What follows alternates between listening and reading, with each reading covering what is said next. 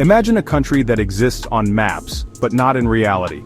This is Western Sahara, a vast, sun-baked territory stretching along the Atlantic coast of North Africa, recognized by some, occupied by others. Western Sahara is a land locked in a struggle for self-determination, a place where the hopes of a people have been held hostage by geopolitics and indifference. Western Sahara is a land of stark beauty, a landscape of rolling sand dunes, rugged mountains, and a coastline teeming with marine life. But beneath its beauty lies a story of dispossession, struggle, and resilience, a story that demands attention. This is the story of Western Sahara, a country on paper, yearning to be free. For centuries, the Sahrawi people, predominantly nomadic tribes, roamed freely across the vast expanse of Western Sahara. Their lives, intricately woven with the harsh yet bountiful desert, were governed by ancient traditions and the rhythms of nature. In the late 19th century, Spain colonized Western Sahara, drawn by its strategic location and potential resources. Spanish rule, though exploitative, brought about changes. Nomadic life gradually gave way to settlements and a distinct Sahrawi identity began to emerge.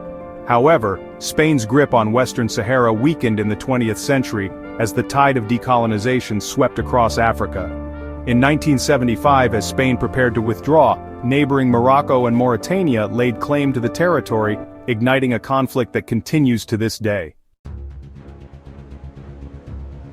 As Spain prepared to depart, the Polisario Front, a Sahrawi liberation movement, emerged, determined to fight for the independence of their homeland. Armed with a deep-seated desire for self-determination, they launched a guerrilla war against the Moroccan and Mauritanian forces. The conflict escalated quickly, displacing thousands of Sahrawis who fled across the border into neighboring Algeria. The intervention of Algeria, which sided with the Polisario Front, further complicated the situation. In 1979, Mauritania withdrew its claim, but Morocco quickly annexed the vacated territory, further intensifying the conflict with the Polisario Front. The war raged on, marked by brutality and displacement, until a UN-brokered ceasefire in 1991. Section 4, Divided We Stand. The Moroccan Berm and the Liberated Zone. The 1991 ceasefire divided Western Sahara into two zones. Morocco, now in control of most of the territory, including the economically vital coastal areas, began constructing a massive sand wall, known as the Berm. This 2,700-kilometer-long defensive structure, fortified with landmines and military outposts, effectively separates the Moroccan-controlled area from the sparsely populated interior, known as the Liberated Zone, controlled by the Polisario Front. The Liberated Zone is a harsh and unforgiving environment, lacking basic infrastructure and resources. Yet it is here that the Sahrawi Arab Democratic Republic, declared by the Polisario Front in 1976, functions. Section 5.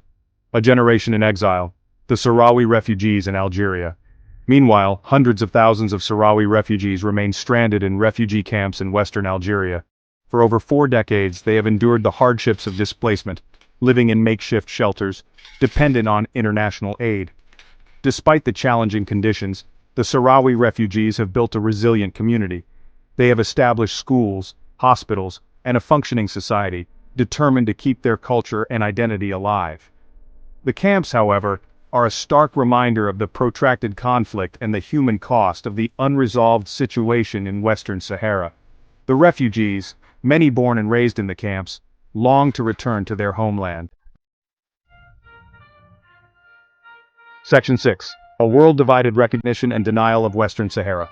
The international community remains divided on the status of Western Sahara. The Sahrawi Arab Democratic Republic, or SADR, is recognized by over 80 countries, mostly in Africa and Latin America, and is a full member of the African Union. The United Nations, however, does not recognize Moroccan sovereignty over Western Sahara, and considers it a non-self-governing territory. The UN has repeatedly called for a referendum on self-determination for the Sahrawi people, but the referendum has been repeatedly delayed. Morocco, on the other hand, considers Western Sahara an integral part of its territory, citing historical and cultural ties. It has proposed autonomy for the region under Moroccan sovereignty, but this proposal has been rejected by the Polisario Front. Section 7. The price of indifference. Implications of a frozen conflict. The unresolved conflict in Western Sahara is a stain on the conscience of the world. It represents a failure of the international community to uphold international law and ensure the right to self-determination for the Sahrawi people. The conflict has also hindered the development of the entire region. The disputed status of Western Sahara has discouraged foreign investment and hampered regional integration. Moreover, the discovery of significant phosphate reserves and the potential for offshore oil and gas exploration have further complicated the situation, adding an economic dimension to the conflict. The world cannot afford to ignore Western Sahara any longer. The human cost of this conflict is too high. The international community must act decisively to ensure a just and lasting solution, one that respects the right of the Sahrawi people to self-determination and brings an end to their long struggle for freedom and dignity.